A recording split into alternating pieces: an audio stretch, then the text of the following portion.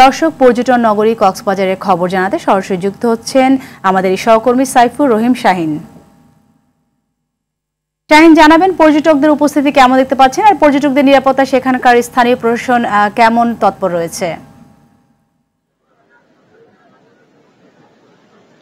হ্যাঁ, সাথে কনকনে শীতের মধ্যে প্রচুর পর্যটক এই মুহূর্তে কক্সবাজার সমুদ্র সৈকতের যে মূল তিনটি পয়েন্ট রয়েছে, কলাতলী, সুগন্ধা এবং লাবণী পয়েন্ট, এই তিনটি পয়েন্টে লোকের লোকারণ্য।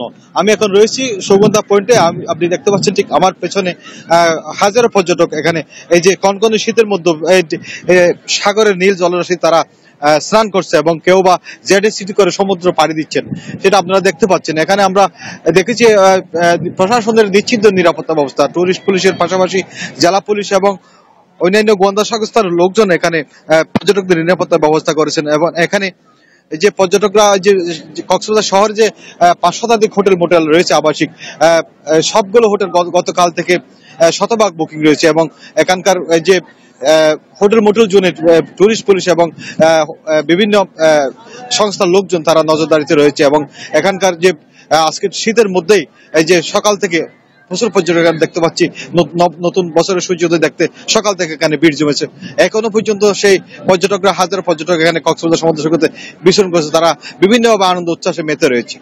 তো সাথী, কক্সবাজার সমুদ্র সৈকতের সুগন্ধা পয়েন্ট থেকে এই হচ্ছে আমার সর্বশেষ তথ্য। অসংখ্য ধন্যবাদ আপনাকে। দর্শক, জেলা সংবাদের বাকি অংশ দেখতে থাকুন আর টিভির ফেসবুক পেজে।